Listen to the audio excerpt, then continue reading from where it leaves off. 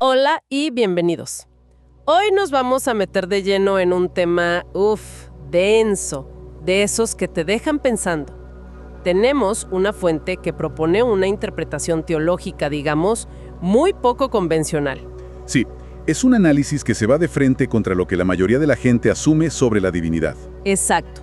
Su objetivo es refutar de lleno lo que llama unicismo y unitarismo. Y para que estemos todos en la misma página, esas corrientes, muy a grandes rasgos, dicen que hay un solo ser divino, una persona, y punto. Pero esta fuente dice, un momento, eso es un malentendido de raíz. Ajá. Así que nuestra misión hoy es desglosar esa perspectiva, entender sus argumentos sobre la existencia de no uno, sino dos Elohim, dos seres poderosos. Y ver cómo esa idea, una sola idea, genera un efecto dominó que lo cambia todo. Todo, la creación, el pecado original e incluso algo tan de todos los días como el matrimonio. Y es que el argumento está construido de una forma muy metódica, como una torre de Jenga, ¿sabes?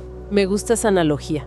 Empieza con esa pieza en la base, que es la identidad de las figuras divinas, y luego va apilando todo lo demás, la historia humana, el Edén. Lo más increíble es cómo la interpretación de una sola palabra en el griego original puede hacer que toda la torre se vea completamente diferente. Bueno, pues vamos a desentrañar esto, pieza por pieza. La fuente arranca con un versículo que casi todos conocen. Juan 1:1. En el principio era el verbo. Sí, pero el enfoque está en un detalle del texto griego que normalmente, se nos pasa por alto. ¿Cuál es ese detalle? Argumenta que el texto distingue claramente entre dos Elohim, dos seres poderosos, el Padre y el Verbo, que es el Hijo. Ok, hasta ahí nada tan nuevo. Cierto, pero aquí viene el giro. Cuando se refiere al Padre, el texto griego usa yo theos, que se traduciría como el Elohim, con el artículo. Él en mayúsculas. Exacto. Pero cuando se refiere al Verbo, al Hijo, solo dice theos, sin el artículo. O sea, la fuente interpreta eso como una diferencia de jerarquía. Justamente, no de naturaleza, ambos son divinos, sino de autoridad. Como si uno fuera, no sé, el director general y el otro el presidente ejecutivo. Entiendo. Hay una jerarquía, pero ambos son parte de la misma corporación divina, por así decirlo. Y para reforzarlo, se apoyan en que el texto dice en el principio, era el Verbo, no fue creado. Lo que lo posiciona como alguien que ya existía, perpetuo. Un co-creador junto al Padre.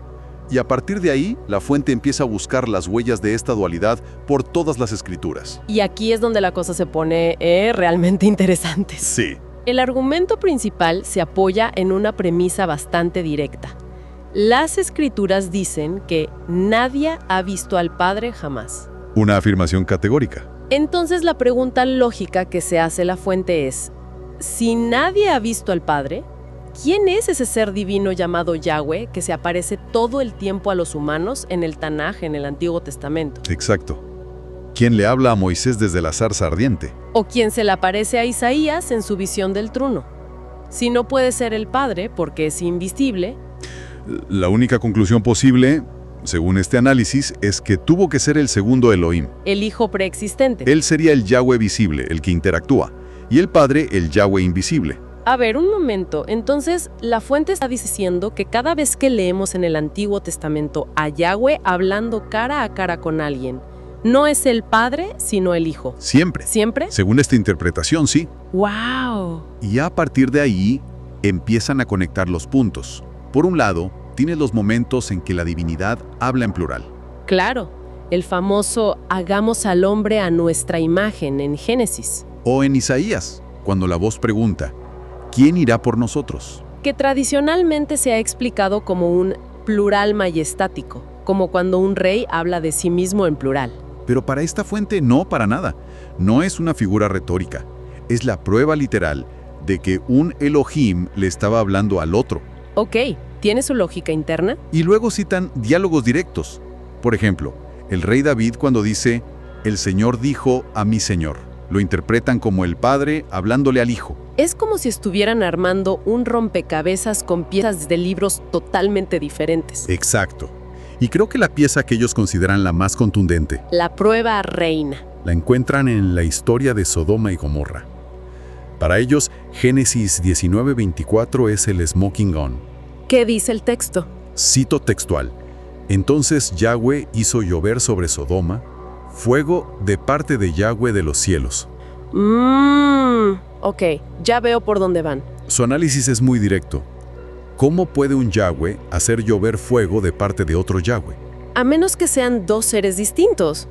Para ellos es una referencia inequívoca. Un Yahweh en la tierra, que era el que había estado hablando con Abraham, y un Yahweh en los cielos, el Padre invisible. Ok, es un argumento muy estructurado. Si aceptamos esa premisa de los dos Elohim, ¿cómo afecta eso al resto de la historia? ¿Qué significa para nosotros, para la humanidad? Pues aquí es donde el análisis da un salto de la teología pura a, digamos, la antropología bíblica. A la historia de Adán y Hawá. Exacto. Y lo primero que hace es redefinir su estado original. La fuente sostiene que no fueron creados ni mortales ni inmortales. Entonces, ¿qué eran? Estaban en un estado intermedio, o provisional. La inmortalidad no era su condición natural, era como un premio potencial, un objetivo que podían alcanzar si obedecían. Fíjate que esa idea, sea teológicamente correcta o no, tiene mucho sentido dramático. No eran robots perfectos, sino seres con un potencial increíble y un riesgo igual de grande. Exactamente. Y esto redefine por completo la famosa caída. Si no eran inmortales, entonces no perdieron la inmortalidad. Perdieron la oportunidad de alcanzarla. Precisamente. Y la forma en que la perdieron, según esta fuente, no tiene nada que ver con comer una fruta. ¡Wow! Espera. El fruto prohibido, como un acto sexual. Esa es una interpretación fuerte. ¿Cómo llegan a esa conclusión? El argumento es totalmente simbólico. Afirman que la frase árbol de la ciencia del bien y del mal es una metáfora. ¿Metáfora de qué? El conocimiento que se obtenía de él era el conocimiento carnal, la experiencia sexual. Proponen que la serpiente, a quien identifican con Lucifer, tuvo una relación ilícita con Hawá. Ese sería el primer acto de desobediencia. Correcto. Y después la narrativa continúa. Hawá, tras este acto, usa la seducción sexual que, según el texto, aprendió para tentar a Adán. Y es ahí, después de ese segundo acto, que la muerte entra en el mundo. Sí, pero no como un evento súbito, sino como un proceso. un deterioro gradual. Sus cuerpos que estaban en ese estado provisional empiezan a envejecer, a desgastarse. Esto también le da un nuevo significado al por qué se les prohíbe el acceso al árbol de la vida, ¿no? Totalmente. Según este análisis, si hubieran comido de él después de pecar, habrían consolidado su estado, Se habrían vuelto inmortales. pero en una condición de pecado y sufrimiento eterno. Entonces, impedirles el acceso ya no parece tanto un castigo. La fuente lo interpreta como un acto de compasión. Fue una forma de evitar que quedaran atrapados para siempre en esa condición caída. Les dio la posibilidad de morir y eventualmente de ser redimidos. Ok, esto de la caída como un acto sexual es una idea potentísima, pero me imagino que si la fuente va por ahí, tiene que redefinir por completo lo que la Biblia considera fornicación. Cambia todas las reglas del juego. Abre una lata de gusanos enorme y la fuente se dedica a cerrarla, a definirla. Si la transgresión original fue de naturaleza sexual, pues es crucial definir con precisión qué es lícito y qué no. Y para hacerlo, se sumergen en un análisis muy detallado de Deuteronomio capítulo 22. ¿Y cuál es la conclusión principal? Es una bomba para las concepciones modernas. El matrimonio, ante los ojos de Elohim, se sella con el primer acto sexual entre una pareja. ¿Cómo? ¿Sin papeles, sin ceremonia? Nada de eso. El argumento es que al unirse sexualmente dos personas se convierten en una sola carne. Y eso, para la fuente, es el matrimonio. Eso es radical, chocaría con la visión de casi cualquier iglesia hoy en día. ¿Cómo lo justifican? Se enfocan en las penas asociadas a diferentes actos en esa ley. Y a partir de ahí, elaboran una lista muy específica de lo que sí es fornicación. A ver, ¿cuál es la lista? Primero, relaciones con prostitutas. Segundo, adulterio, que definen como tener relaciones con la esposa de otro hombre. Tercero, lo que el texto llama vicios contra naturaleza, o sea, relaciones homosexuales. Y finalmente, violación e incesto. ¿Y qué es lo que no considera fornicación? Porque ahí debe estar el meollo del asunto. El punto clave, y el más polémico, es que argumenta que las relaciones sexuales entre una pareja de novios ya comprometidos, los desposados, no se consideraban fornicación ni se castigaban con la muerte. De hecho, ese acto en sí mismo los constituía como matrimonio. de por vida. A ver, un momento. Sin consecuencias. Suena demasiado permisivo para lo que uno esperaría de la ley del Antiguo Testamento. No es que no hubiera consecuencias. La consecuencia era monumental. Quedaban casados, para siempre, sin opción a divorcio. Ah, ok, ya entiendo. La pena de muerte se aplicaba si una mujer desposada tenía relaciones con un hombre que no era su prometido. Eso era traición al pacto. Pero si la pareja de prometidos tenía relaciones entre sí, el resultado no era un castigo. Era la consumación irrevocable del matrimonio. Exacto. El acto tenía un peso definitivo, no era un juego. Y supongo que esta sección termina explicando cómo cambia todo esto con la llegada de Yahshua, del Mesías. Así es. El argumento es que con Yahshua se restaura el diseño original del Edén. El divorcio, que fue una concesión temporal por la dureza del corazón, ya no es válido, excepto por infidelidad. Y la poligamia, que fue tolerada. Ahora se considera adulterio. Se vuelve al estándar.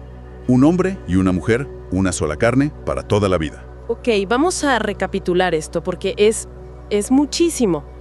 La fuente parte de una premisa que lo cambia todo. Hay dos Elohim, llamados Yahweh. Uno invisible, el Padre, y uno visible, el Hijo. Correcto.